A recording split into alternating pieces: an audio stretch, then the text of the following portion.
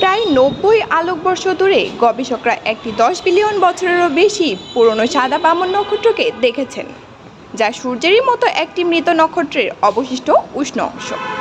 সেটি গ্রহের ভাঙা টুকরোগুলোর সমষ্টি দ্বারা বেষ্টিত, যাকে প্ল্যানেটেসিমাল বলা হয়।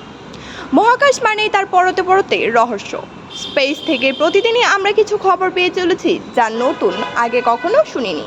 এবার বিজ্ঞানীরা মহাকাশে একটি প্রাচীন সৌরজগতের সন্ধান পেয়েছেন, যা আমাদের মহাজাগতিক দুনিয়া থেকে অনেকটাই আলাদা। এই অস্পষ্ট তারকাটির সৃষ্টি হয়েছে ওই টুকরো টুকরো বস্তুগুলো দ্বারা। তবে এই সৌরজগৎটি আমাদের চারপাশের থেকে অনেকটাই আলাদা। এটি লিথিয়াম এবং পটাশিয়ামের মতো উপাদানগুলি দ্বারা ভরপুর, কিন্তু আমাদের সৌরজগতের কোনো গ্রহেরই গঠন এমন নয়। এই সৌরজগতের পুরনো অর্থাৎ শ্বেত বামন এবং তার আশেপাশের সৌরজগৎ গঠিত হয় এবং মারাও যায় সূর্য ও পৃথিবীর জন্মের আগেই। প্রকৃতপক্ষে WDZ214735 এর চারপাশে প্রাক্তন গ্রহের খণ্ডগুলি প্রাচীনতম গ্রহের প্রাণী, যা আমাদের ছায়াপথে একটি সাদা বামনের চারপাশে পাওয়া গিয়েছে।